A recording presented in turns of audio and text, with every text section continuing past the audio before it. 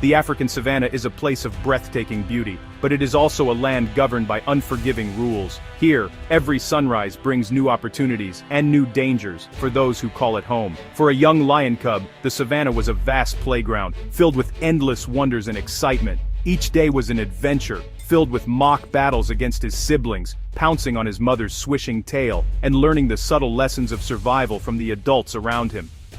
The world seemed full of promise, and every moment was a chance to explore, to play, and to grow stronger.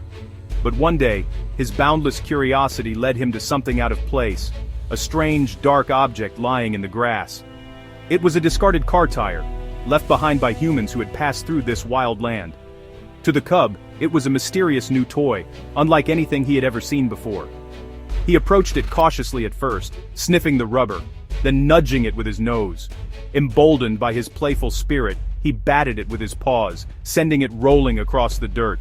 In a burst of excitement, he pushed his head and legs through the center, imagining himself as a mighty hunter, conquering a new challenge. At first, it was a delightful game. The tires spun and bounced, and the cub tumbled with it, lost in the joy of discovery. His siblings watched with envy, eager to join in the fun. But as the game wore on, the cub tried to back out of the tire, and suddenly realized he was stuck. The opening that had seemed so inviting now trapped him, pinning his legs and neck. Panic set in. He twisted and pulled, his small body straining against the unyielding rubber. The more he struggled, the tighter the tire seemed to grip him. His playful yelps turned to cries of distress, echoing across the savanna. Hearing his cries, the pride gathered around him. The adult lions, alarmed and confused, tried to help.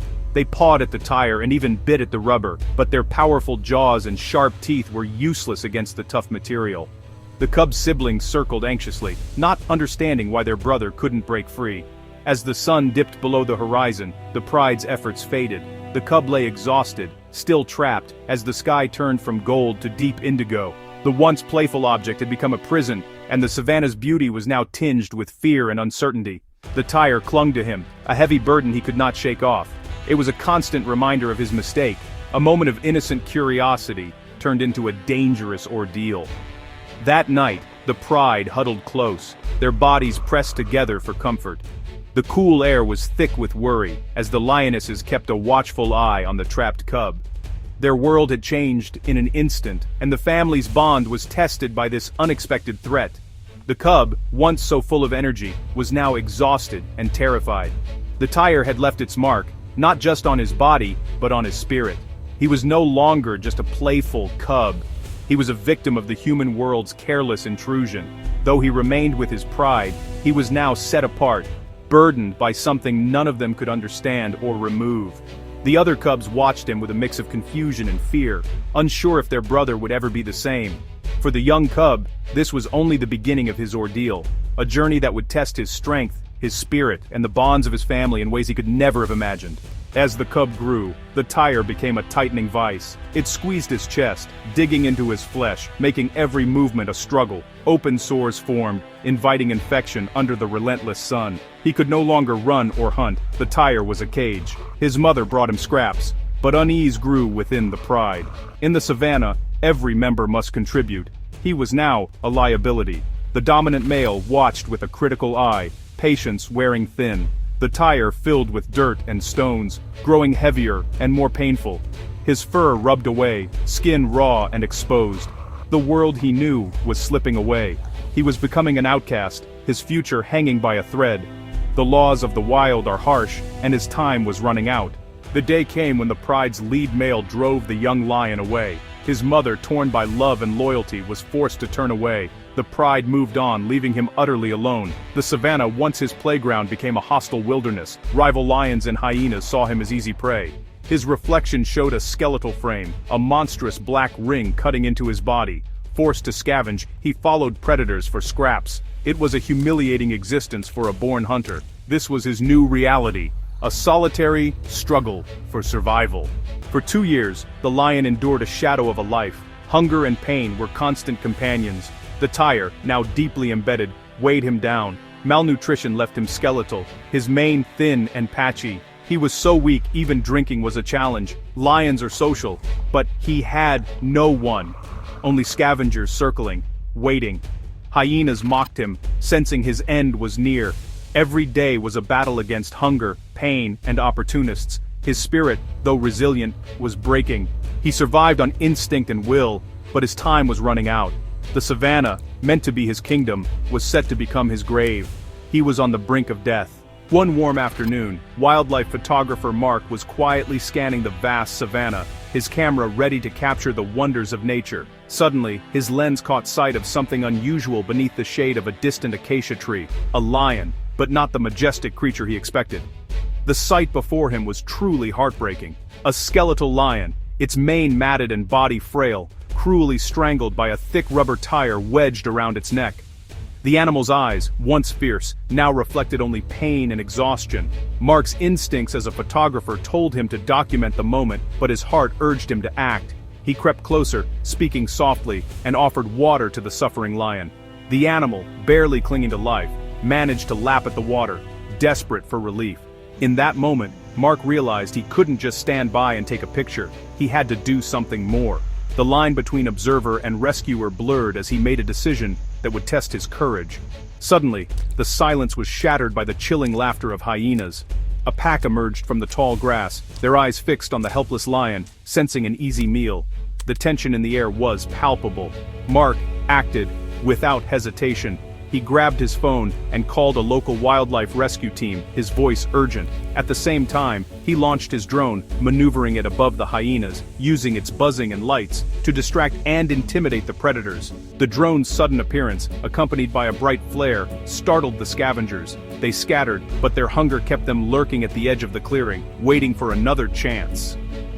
As dusk settled over the savannah, Mark stood guard beside the injured lion, his silhouette framed against the fading light. He was a lone protector, determined to keep the predators at bay and praying that help would arrive before it was too late. The lion's breaths were shallow and labored, its life hanging by a fragile thread. Every minute felt like an eternity as Mark watched over the animal, refusing to give in to despair. Mark's compassion and quick thinking had given the lion a fighting chance. He gently comforted the animal, whispering words of encouragement, hoping his presence would offer some solace. He refused to let the king of the savannah die alone, showing a loyalty and empathy that transcended species. The vast savannah seemed to hold its breath, the usual sounds of wildlife replaced by a tense, expectant silence. In the distance, the roar of an engine broke the quiet. The rescue team was racing across the plains, but every second counted as the sun dipped lower. The rescue would be a race against death, a desperate struggle to save a life before darkness claimed the savannah. The rescue team arrived at dawn, led by Dr. Sarah, their faces set with determination. The African savannah stretched before them, golden and silent, but the urgency in their steps was unmistakable. Every member of the team knew that time was running out for the lion they had come to save. The lion was in critical condition, dehydrated, malnourished, and infected. His ribs were visible beneath his matted fur, and his eyes, once fierce, now looked dull and exhausted. The harsh environment had taken its toll, and the heavy tire around his neck had made every movement a struggle. A strong sedative was too risky for such a weakened animal, so they used a mild one, carefully calculating the dose. The team moved quietly, their hands steady, but their hearts pounding, knowing that even a small mistake could be fatal. The tire was packed with dirt and stones, making it even heavier. Years of debris had turned it into a suffocating collar, cutting into the lion's flesh and weighing him down with every step. The team scooped out debris, their gloves caked with mud and dust, then tried to pull the tire off, but it wouldn't budge. The rubber was thick, and the lion's mane was tangled tightly inside. The only option left was to cut the tire. It was a dangerous decision, but there was no other way. Dr. Sarah used a battery-powered cutter, the noise and risk immense. The sound echoed across the savannah, and every spark that flew made the team flinch, worried it might startle the lion or cause injury. Mark held the lion steady as sparks flew, his hands never wavering. The team worked in perfect coordination, each person focused on their role. For 15 tense minutes, the team worked in silence, sweat beading on their brows. Every second felt like an eternity as they fought against the clock and the elements. Finally, with a sharp snap, the tire was cut through. The sound was a relief, signaling the end of a desperate struggle. They pried it open and lifted it away, careful not to injure the lion further. The weight was finally gone. The lion was free at last, his breathing slow and deep as he lay on the ground, exhausted but unburdened. Relief swept over the team. Smiles broke out, and a sense of accomplishment filled the air, but they knew their work was not yet done. The hardest part was over, but the lion's fight for life had just begun. Every second counted as they monitored his vital signs, ready to intervene if anything went wrong. The next steps would determine his fate. The team prepared medical supplies, determined to give the lion every chance at survival. With the tire gone, the damage was clear, a deep infected groove around his torso. Dr. Sarah's team cleaned the wound, applied antibiotics, and set up an IV drip. The lion lay still, fluid slowly reviving him. As the sun set, he stirred, lifted his head, and struggled to stand. Shaky, but determined, he took his first steps in 2 years without the tire. Mark and the team watched in awe as the battered lion walked, free at last. His spirit was battered, but not broken. But danger still lurked. The hyenas returned, drawn by the scent of his wound. The pack circled, ready to finish what they'd started. The lion, weak and vulnerable, faced a new threat. The team could only watch, powerless to intervene. The savannah held its breath once more. Would freedom be short-lived? As the hyenas crept closer, a thunderous roar shattered the dusk. A powerful lioness charged in, a golden blur of fury. The hyenas scattered in terror. It was his mother. For 2 years, she had watched over him from afar, unable to intervene, until now. She reached her son, gently licking his wounds, nuzzling him with love and reassurance. The bond between them, tested by time and distance, was unbroken. She reclaimed her child, declaring he was no longer alone. Together, they walked into the wilderness, her strength guiding his faltering steps. Every time he stumbled, she waited patiently. Mother and son disappeared into the savannah, hope restored. A king, once lost, was finally going home.